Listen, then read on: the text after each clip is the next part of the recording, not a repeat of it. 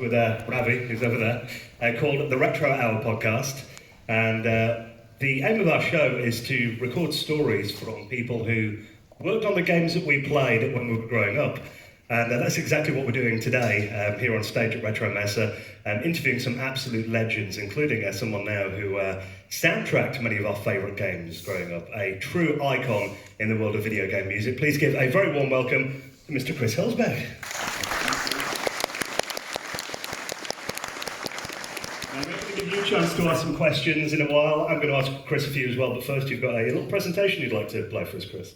Yeah, just in case somebody here doesn't know my history, I did like a few slides, so I'll just start and comment on some of these. So, I was born in Kassel, Germany, 1968, and I developed an interest in music at a very young age. My family, they were all like heavy into music. My grandma, mom, and aunt, they were all piano teachers. And they tried to teach me classical piano at like 5 years old. But I wasn't that interested in it because, first off, my grandma was kind of old school, and when we would make mistakes, she would hit our fingers with a stick. So I didn't like that. Anyway, I stuck with it about 2 years, but I'm not like a sight reader for notes or whatever, but I got the basics there for like playing keyboards, piano. I got like interested in synthesizers, and so that first piece on the radio, Popcorn from Gershon Kingsley, so that was like something that sounded totally interesting and new to me. And then of course like the beginning of the 80s was just an explosion of synthesizer music, and I wanted to own a synthesizer, but the family could not afford it. It was just too expensive. So I got an electronic organ and played around with that for a little bit. Here's one of my first recordings that I ever did as an 11-year-old.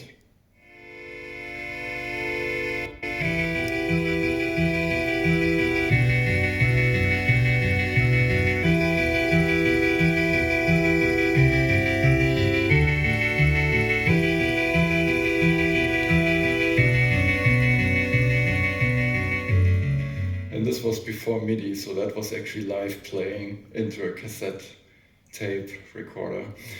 And then I was also interested in electronics, and I took everything apart and rarely got it back together again.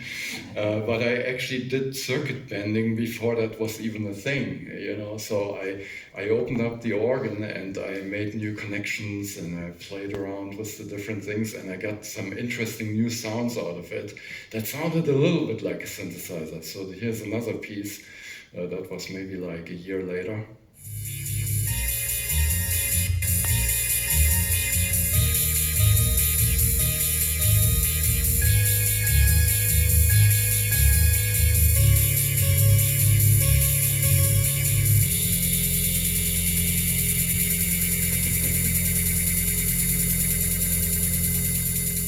So I was already pretty happy with that, and then I took it a little bit too far, and eventually the organ blew up.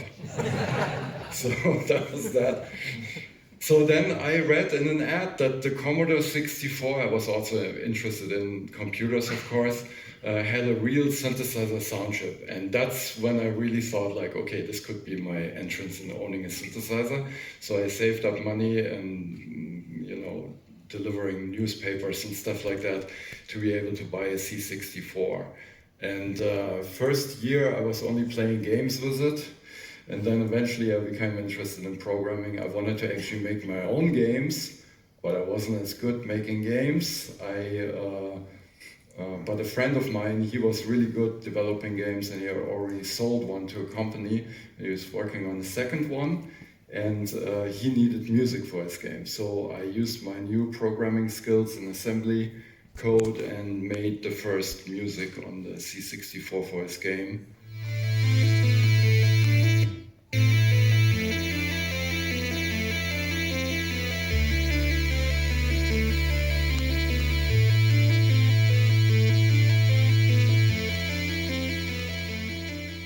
always a little bit of buffering here from the internet. But okay, so that was the first piece, and then he was super happy about it. I kept developing my assembly language and making a better sound driver.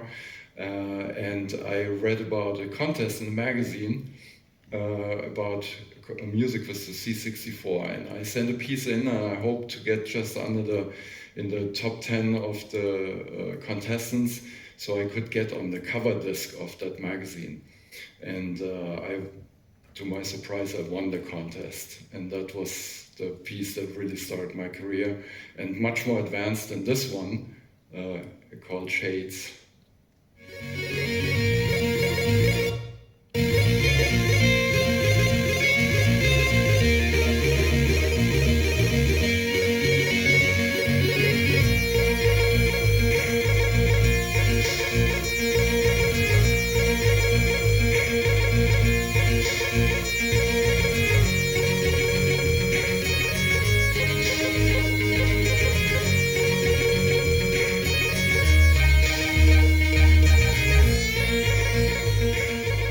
You can already hear like this was maybe half a year between the two pieces, how much it improved, because I got better with the programming, I had new ideas, and then I also built this hardware keyboard that was attached to the C64 that was before MIDI and everything, so pretty crazy stuff there. And then I finally went from hacking the music data into the memory as hexadecimal numbers. I made an editor called the Sound Monitor, which was still used some hex numbers, but you could type in the notes with like note names and stuff. And this is considered by many like the grandfather of trackers. And then I also did like, I pushed the envelope with sampling playback on the C64 and more voices and all that. So it's one of those examples.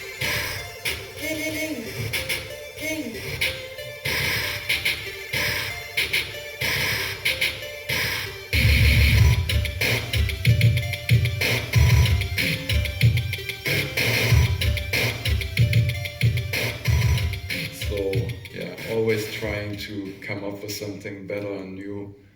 And then finally, when I got into games, the samples, that was a phase, and then it got to CPU and memory intensive for the games, and I developed another system called TFMX, which was, the new thing about that one was you could actually run a little program for each note played. And that's something that I haven't seen to this day in anything. And I did it on the Amiga then, and later on the Nintendo 64 and other things. And this was the last piece.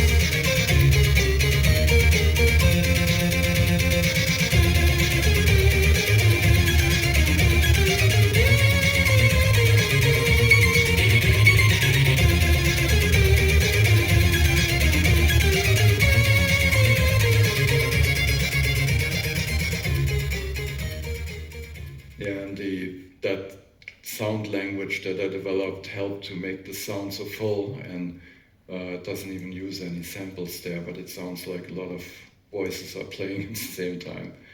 So then came TFMX Amiga, which used the same concept, and this was sample-based, of course, and I did another R-Type title that was more cinematic. So it's always that way.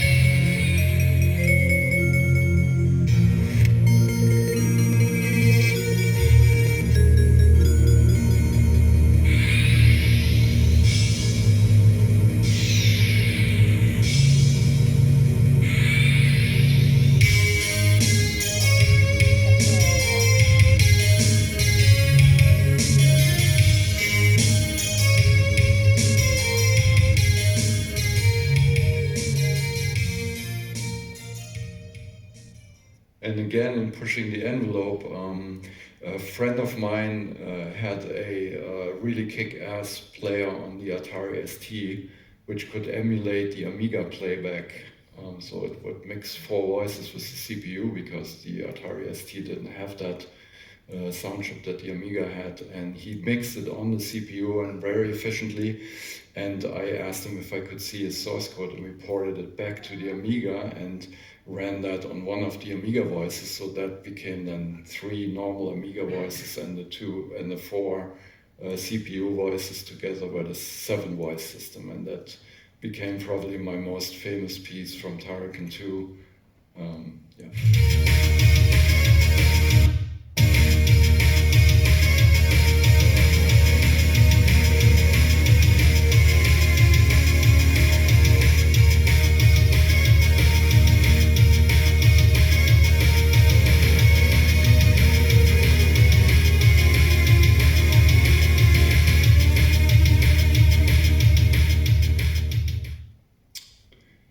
Yeah, and then in the early 90s, my dream came true. I owned a bunch of real synthesizers and I built a studio and put out my first CD, which in 91 was pretty unheard of like a game musician putting out a CD, and it sold really well. And so had fun with that. I did more CDs in the following years. I'm now at 55 albums on my Bandcamp and other outlets. And this was one of the things I always made sure I at least asked for it, that I can put out the music on an album. I try to not sell all the rights to my music to the games company, but exclude the soundtracks. Then I moved to the US in 98 and I developed the music system together with Factor 5, where we used it to make music for Star Wars Rogue Squadron on the Nintendo 64 and GameCube and those kind of systems. And that actually became a Nintendo official third-party tool. Then in 2008 I had my first symphony concert, which a friend and fan of mine organized, and that was Symphonic Shades. So an example.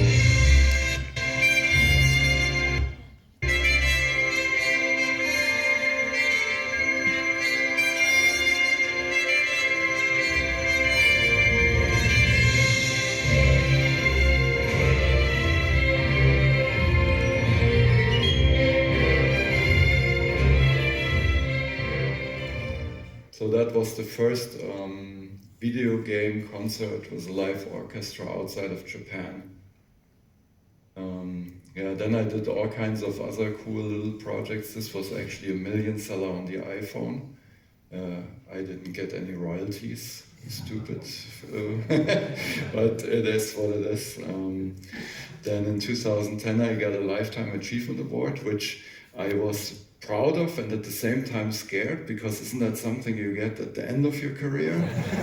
Anyway, so then I did more orchestra recordings for other projects. And then in 2012 I did a Kickstarter for the Turrican Complete Anthology. So all the pieces I redid in the studio and put them out on CD. And this was actually at the time the most successful Kickstarter for video game music. Then in 2015 we did Piano Collection. And here's another type, piano this time.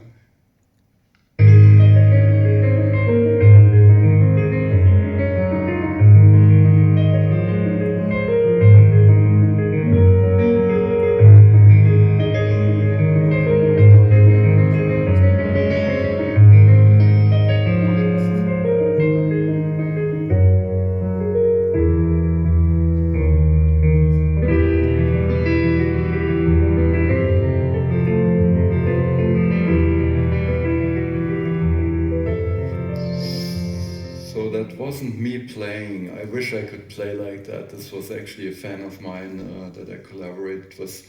His name is Patrick Nevian, and he does amazing renditions of video game music. And then, in 2016 and 2017, we did more orchestral recordings of Tarakan music and put out dedicated albums, again funded by Kickstarter fans. And the second one here is orchestral selections. I have an example here of video from the recording session of Air Combat, which is one of my favorite pieces from that. See if that runs. Oops. Maybe it's not running. Oh, here it comes. Okay.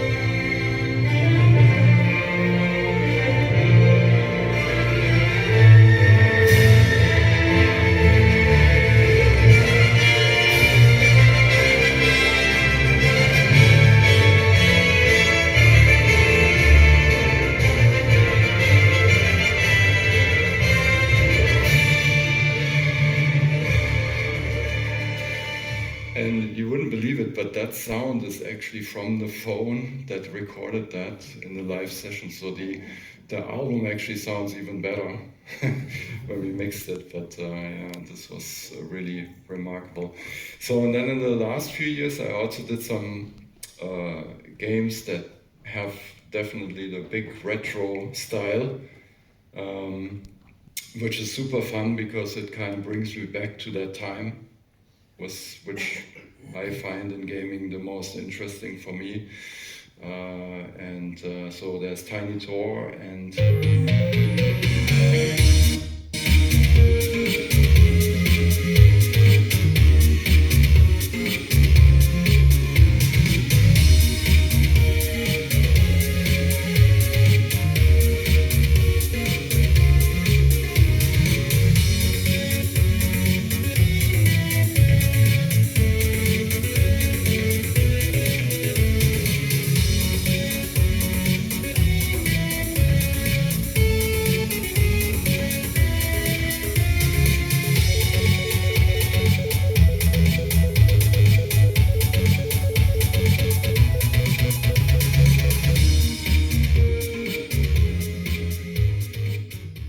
then finally Interstellar Sentinel was the last project I worked on.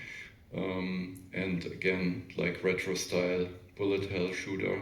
And this music is also very much like Tarek and Katakis, those kind of things.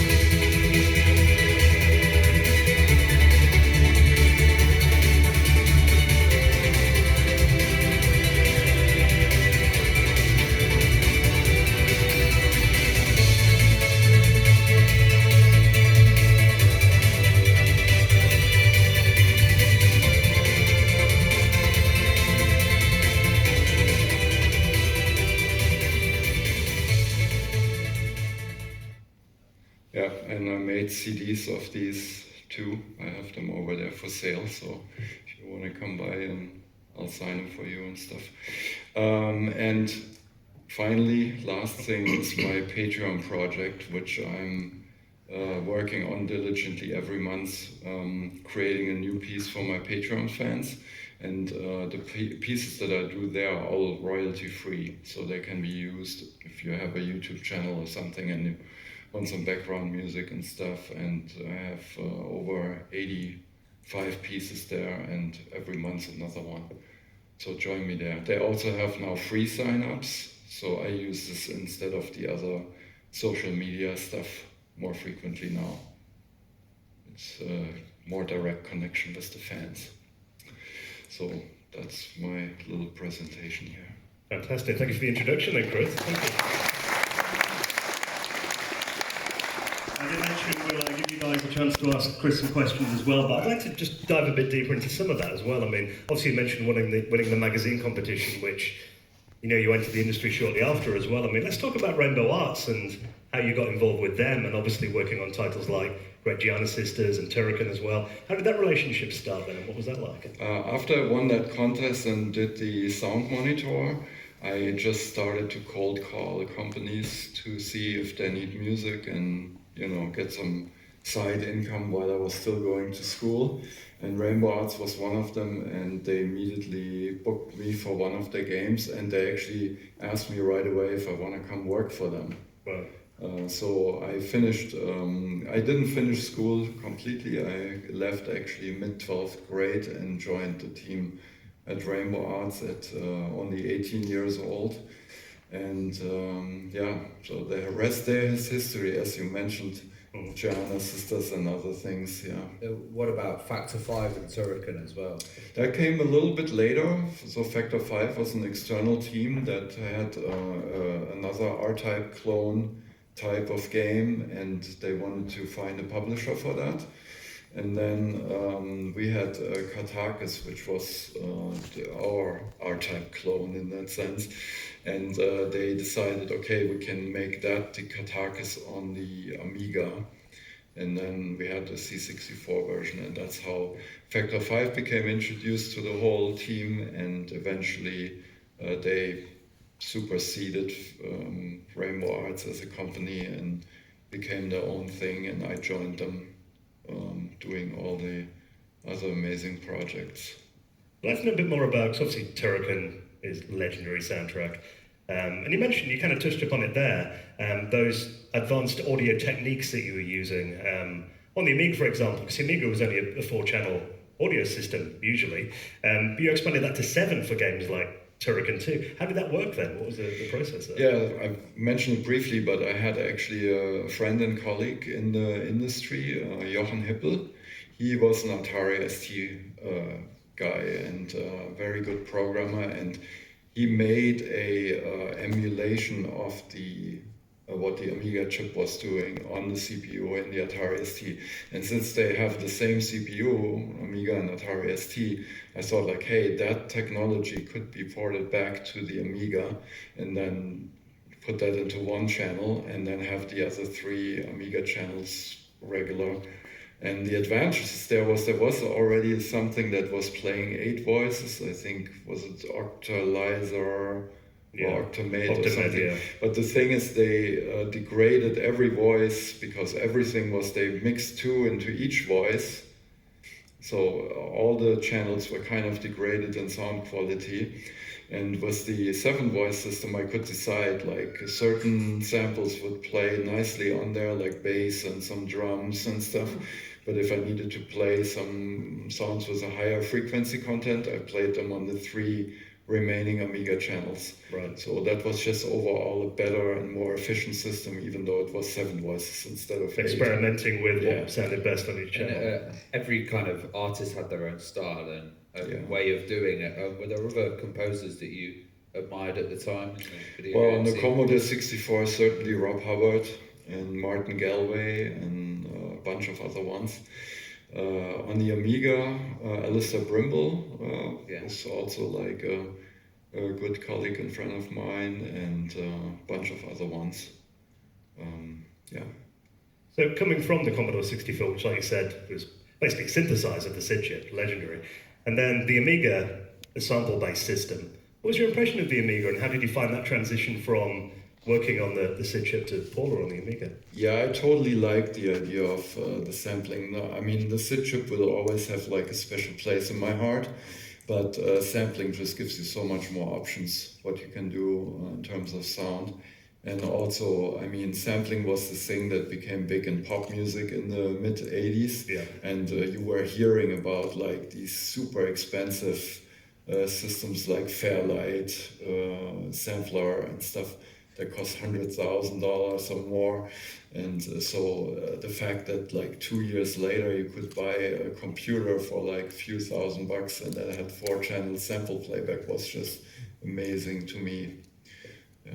And you mentioned R-Type earlier for the C64 and Amiga. That version that you did was absolutely amazing, and keeping that kind of pace and the rhythm and speed. How did you approach that? And did you have the original arcade as well? Yeah, so the in-game music is all original arcade. In the arcade machine, there's not really like a title music like we had on the Commodore 64 and Amiga games usually. So we decided there needs to be a new composition there. And I first did the one on the C64, and I could have ported that directly to the Amiga, but then when I finally got my TFMX system good running on the Amiga, I decided, hey, let's make something that's actually really tailored to the samples and make a different tune. Yeah, that was more cinematic. And then funny enough, I don't know, almost 15, 20 years later, I did actually another one for the mobile version for R-Type. They did like a French company did an iOS version and a later Android, and they hired me to do like a 45-second music intro, and it again sounds different, but it is interesting that I did an R-Type title music on all these different platforms. Yeah. I appreciate they're obviously very different as well, but I mean, do you have a preference with working on the C64 or the Amiga, or is it hard to choose? Probably the Amiga because of the sampling, but as I said, the SID chip is always in my heart. And how is it kind of seeing these symphony performances of your music? Absolutely mind-boggling. I mean, that Symphonic Shades concert, it was actually sold out, so they added a second performance on the same day. So the orchestra ran through it twice in the evening, and I was there sitting the whole time with like tears running down my cheeks. You did Sinfonia Dramatica as well. With, with Yoko Shimomura. How was that with the two different sounds of, you know, the Japanese sound and the European sound together in one concert? That was very interesting, and still, any concert is like an experience when they play your music with so many accomplished musicians, but it was special. Must have been, we were talking about this yesterday, you know, you mentioned then about your grandma and, you know, learning the piano when you were young, and if she would have seen these She would have been amazed, yeah. So I mean, what did your family think of when you were doing like Commodore 64 music? Did they see that as like a legit music art form at first? In the beginning, they did not understand it at all, right. And then all of a sudden, I had this like early successes with it, and then they were very proud. They were a little bit worried me breaking off school and not finishing the final years, and but ultimately it worked out. And how important has stuff like C64 audio, fan sites, but also people that have got involved, like Chris Abbott? I know he helped with the Back in Time album. It's really amazing that, I would have never thought that like 30 years on there would still be an audience for that, but we're all like, the nostalgia is a powerful thing. And so I'm also like thankful for people like Chris Abbott that keep it alive. And I know he helps organise. Part, of course. He helps organise concerts as well. Yes. Events, which it must be exciting when you hear about a new one as well. Absolutely, yeah. We mentioned about sampling before as well, and how obviously that started to take off in the 80s. And I remember there was legal problems when people were sampling records without permission. Have you ever encountered that? Has anyone ever sampled your work, and have you heard it in strange places? It has happened, and I mean, I had my own kind of plagiarism, which we didn't think of like that in the late 80s when we worked on the Commodore 64, and I did a few pieces just like that for demos, and some even ended up in some games, and we didn't even think about it. But then the whole sampling thing was another layer, and actually a few years ago some DJs stole some of my compositions and put it out as like club mixes, and they did never ask for permission. So that's a little bit annoying, but I talked to some lawyers about it, but when it's not at least like a top 10 hit, it's not worthwhile pursuing because you're never getting anything. And I know you also do royalty-free music as well, so kind of on the other side, you've got creators that can use that in their videos and... I started that Patreon thing as like a hobby on the side, and it's been really nicely growing.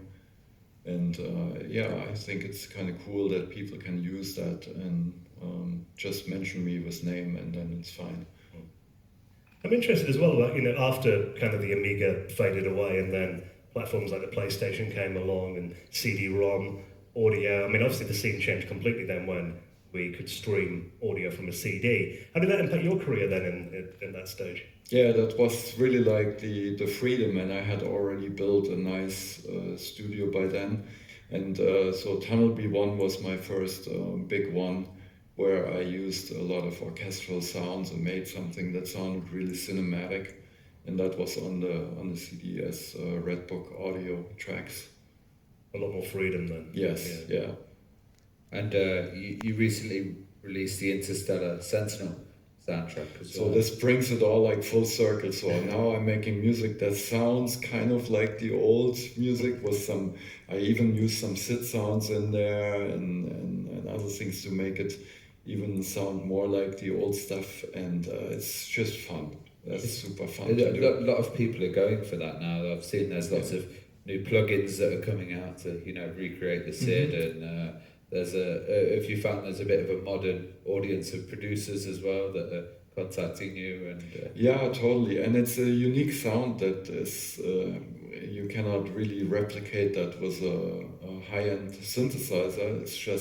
It's its own thing, and it's immediately recognizable when you hear a SID lead or one of those arpeggios or things like that. Yeah.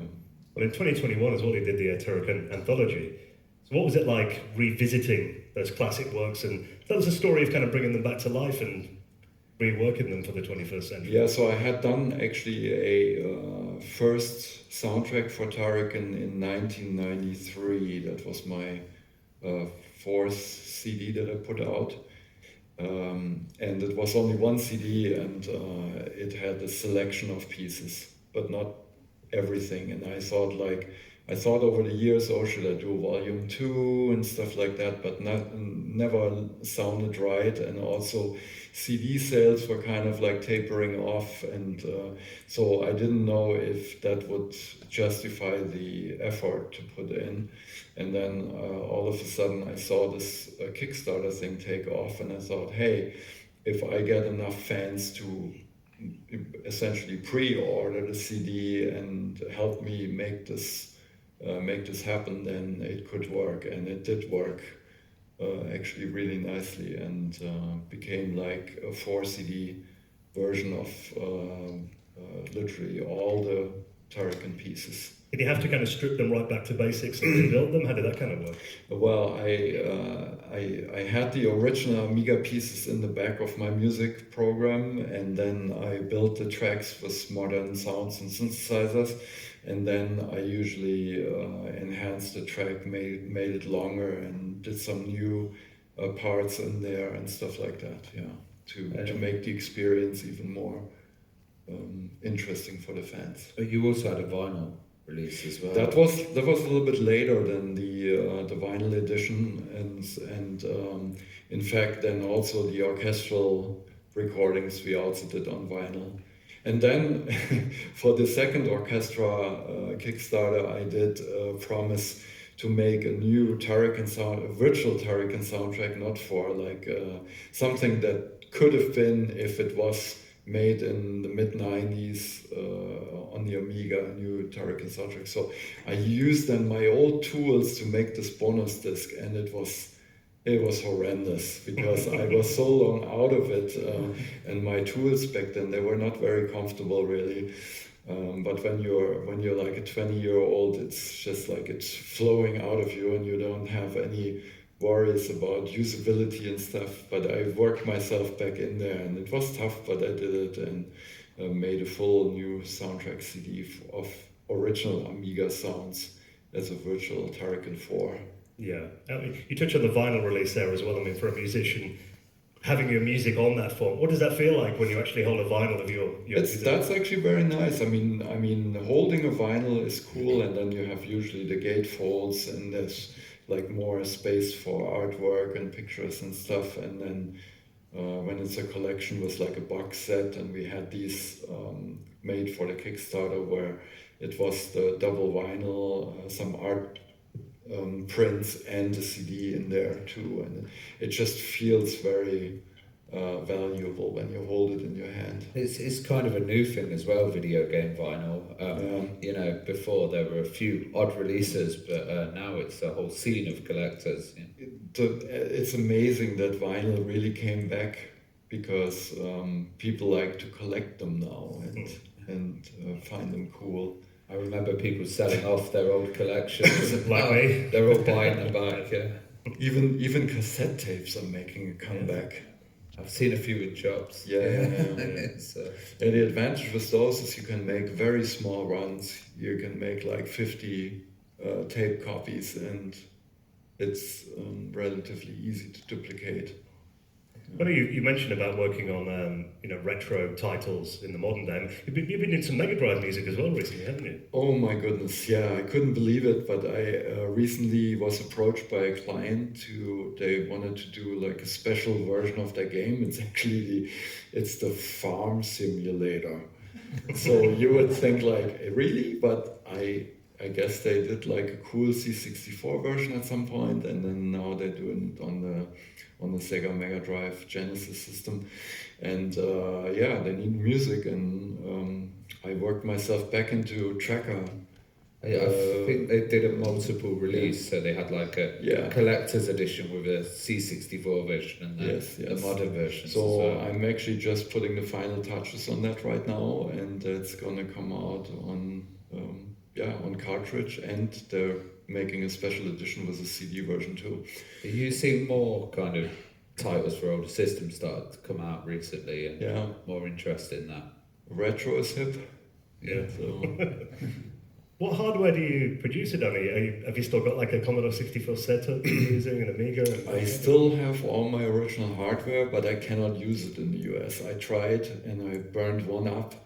It's just because of the I had like transformer, but the power supply didn't like it, and then the 50 hertz was derived from the power as well in Europe, and it just doesn't work. So, and I'm not working on an NTSC machine. I don't like the faster pace there, like what I grew up with, and so I use emulators now. Right, fair enough. But I still have my original C64 and Amiga. They're actually on loan, on permanent loan, to a exhibition that travels around Germany and Europe by Rainer Meyer, and he's at Gamescom usually, and he displays them in display cases and stuff. And That's great. Have you had any interest from museums or any? Yeah. I'm in talk with some museums that want to do like certain displays of early computer music and stuff like that, and yeah. So there's more coming in that, because now people realize that it's history now. Yeah. So strange seeing your childhood in a museum. I know, isn't right? it? Yeah. I mean, obviously you work with a lot of indie studios these days. I mean, how do you find that compared to working with the big companies? Is which one do you prefer? Like, I really like working with indies because it's more like the old days where it was small teams and you had like a more personal connection, and it's more collaborative that way. So definitely on the Tiny Thor and the Interstellar Sentinel, those were projects that were super fun to do. Are you doing any projects you can tell us about, or any future collaborations coming up? As I said, I'm wrapping up on those things, but I usually have NDAs for upcoming projects, but there's a few things in the works, of course. Fantastic. Well, I'm sure you've got questions you'd like to ask Chris, so we do have a microphone. Just raise your hand if you have any questions. Anybody? There's one. There's one. On the Rogue Squadron, the music was dynamic and changed as we played. How was it composing for that in contrast with just linear soundtracks? A little bit tricky, but the most tricky part was defining the areas and when to switch over, and setting all the values for that to work and not sound too jarring or weird. So we developed a pretty cool system where when you would fly along we had like an inner area and outer area where things were triggered, so that you would fly, if you would fly back and forth, it wouldn't like constantly switch. So things like that. And then obviously like the authoring was a little bit tricky there. And then with that project, it was intimidating from day one because I'm such a big John Williams fan, and I always thought like I wasn't worthy to do something because I'm not a classically trained musician. But I really tried my best, and also after it was finished, I could not listen to it for like a year, because I thought like when it was wrapped up, I was depleted and I didn't think I was doing such a good job. And then I listened to it about a year later, and I thought like, you didn't do such a bad job after all. So but that was definitely nerve-wracking working with that material. Yeah, sometimes when you're there in the moment, you have to take your head out of space to really see what it could And do. in fact, one thing was they invited me up to the ranch, to the Lucas Ranch, and had somebody there review my stuff, so that it would that they would approve my compositions for Star Wars. You got to visit the ranch then? Yeah. What was that like?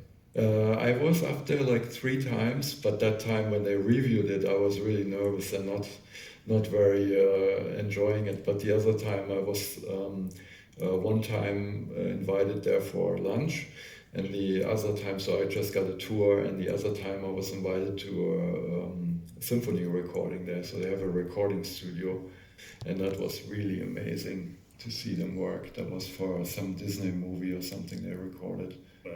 And yeah, that was quite something. Anybody else have a question? Just raise your hand. One down the front here.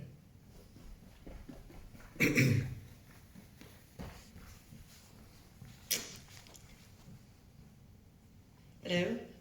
I was just wondering, what kind of music do you listen to every day when not working on video game music? And do you find yourself inspired by any of your favorite artists or genres that you listen to? I'm probably not listening to as much music as I should as a musician myself. But when I was younger, of course, I consumed a lot, and I started with the Beatles. And then I worked my way up through pop music, mostly like synthesizer driven, so the whole like new wave and everything that came out of Britain was very influential. Big fan of the Pet Shop Boys and other things there. Yeah. But I always have to say, like, I'm also a fan of Italo disco, which is a little bit. That's a little bit embarrassing, but so all those things, and then of course like the big synthesizer artists like Jean-Michel Jarre and Kraftwerk and Tangerine Dream and those things, and then film music. I listened to a lot of film music in the 90s because I was kind of aspiring to do film music. Still waiting for that director fan of mine that would hire me for their movie, but nowadays I just usually, when I get a project that needs a certain style, then I go on Spotify and I create a playlist of music that could kind of fit in that genre, and then I listen to that a lot, and then whatever I can find, like if I'm in the mood for some new Italo disco, you find it on Spotify. Yeah. Been like retro wave and stuff recently. Of course, like you mentioned the synthwave thing, and there's a lot of cool artists there. Yeah, absolutely. I just have a random question as well. I was just wondering, did you enjoy it when you had the limitation of audio and space compared to now, where you've probably got the whole? It can be interesting because it forces you to concentrate on the really important stuff if you have little voices or memory or something. But it can also be stifling sometimes. So it's like sometimes it's fun and sometimes it's not. Yeah. Imagine on the 64 sometimes you might have had ideas for stuff you want the music you had to take out, and even like disk space, I imagine, was a consideration. Did you get that with publishers saying you've only got a certain amount of kilobytes on a disk for the music? On the Tarakan projects, particularly with samples, it was like always a fight because those are like very high-end, graphic intensive, and so there was not a lot of space. And I usually would compose the pieces, and then I would go in and try to cut the samples down to the absolute minimum so that it would still sound okay, but not take more space than it needed. Right. And some of the tracks in Tarakan use like the whole world of like one game section would use like 60 or 70 kilobytes with samples, the music data, the replay program and everything. So it's insane that actually worked out. And you think about that now, like an icon on your desktops. Oh yeah. I even like a few years ago, I came across with a friend. He was like cleaning up his basement, and he found an old hard drive, for the Amiga, and it was this big, and it had 20 megabytes. Megabytes, not gigabytes. No, megabytes. And we thought like, oh, what could you do with this? Oh, you could save 3 MP3 files. Wow. That probably cost the same price as the computer as well back then. Oh yeah, those were expensive back then, and they were loud. Yeah. If you would start them up, it was almost like a washing machine would vibrate your table. Yeah. Any more questions for Chris? Raise your hand and we'll come over the mic. There's one up there. Or there. Hello? What? Is it working? When you were making music on trackers, how did you get your samples and how did you load them on the system? At the time when I did the Amiga music, I already had 2 synthesizers. One was the Ensoniq ESQ1, and which, by the way, interesting enough, I picked that out in a music store because I liked it from the sound and the features and stuff.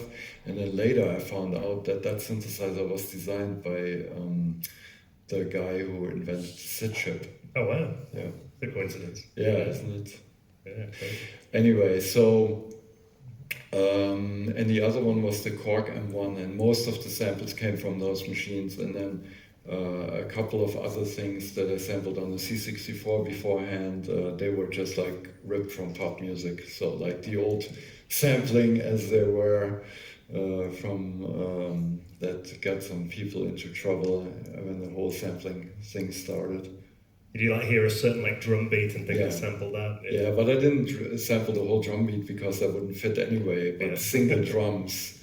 What lifted was from your some records. tracker of choice as well? I developed my own at the beginning, and I never worked on any sound tracker or pro tracker or whatever up until like a few weeks ago when I started on that Sega Mega Drive project, because I could not get my old tools for I did actually Sega soundtracks for Mega Turrican and Jim Power.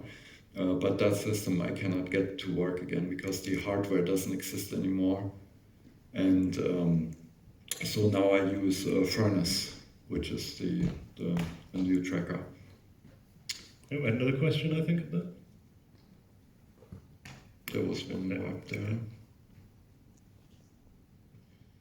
What is your favorite synthesizer that you have owned or own? Favorite what?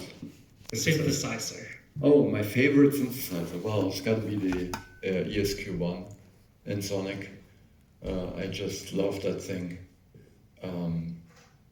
Yeah. What makes that so special? I don't know. Maybe it's the architecture. It's more modern sounding than a SID, but it has the same kind of general layout. And I was just very comfortable programming that, and I get some really cool sounds. Like 80% of the Turrican synth sounds are from that machine. And right now, it's just like 2 years ago, I bought another synth from Arturia called the Mini Freak, which is really cool. I like that one. Any more questions for Chris? Just raise your hand. One here in the middle.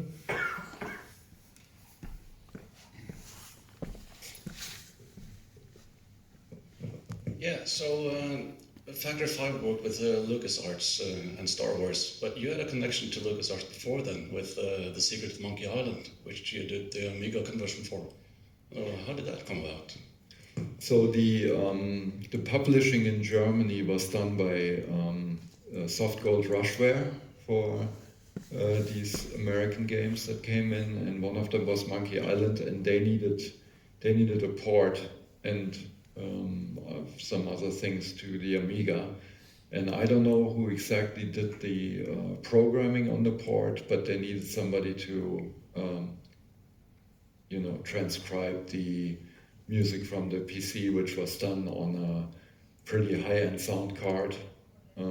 So it's an MT32 sound card or something to the Amiga, and that's when they said like, hey, Chris needs to do this. Yeah. Any more questions for Chris? Just raise your hand and we'll come over the mic. There as well. One more. The great Giano sisters. Yeah. You made the music and you're famous for it. But what was your thought when Giano sisters went from the sales because of Nintendo? Yeah. So I like to tell that story. My boss was he wasn't that much really into gaming, but he wanted to get good ratings for our games, and the games at the time at Rainbow Arts, they were all like not that great. And we did a press tour where we went to all the magazines in Germany, and they were all playing Super Mario Brothers, and they were gaga about it. They said like, "Oh, this is the best game of all time." And then my boss looked at it in their offices and he said like, "We can do something like that in a few weeks." and so the magazine people said, "Oh, if you do a game like this, it would get like a 90 rating or higher, you know." And so I could see his like dollar signs flashing in his eyes.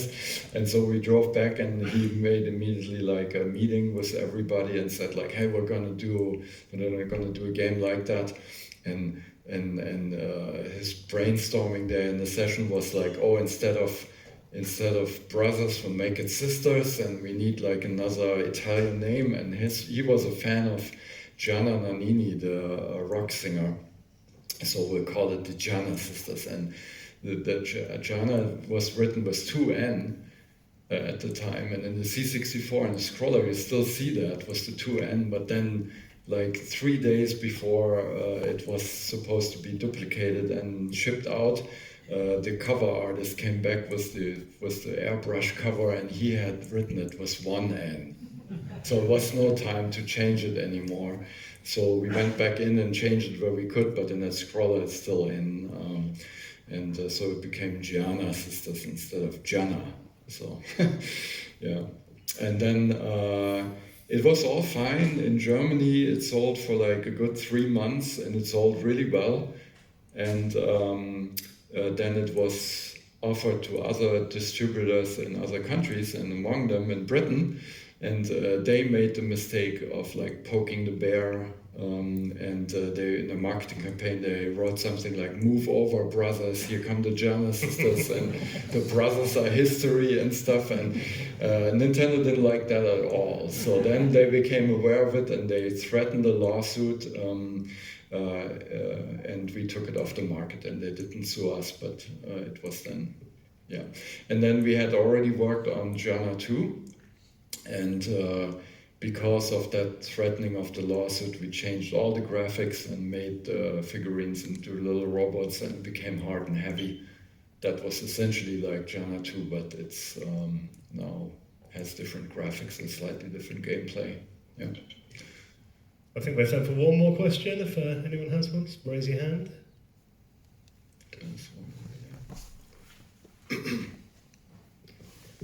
What is your thought about AI? Oh, yeah. It's kind of scary, for sure.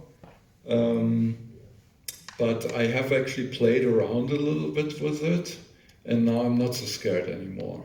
Because what it mostly does is really imitate well pop music, which it has like a huge pool of music to draw from, and now the big labels are suing them, probably out of business.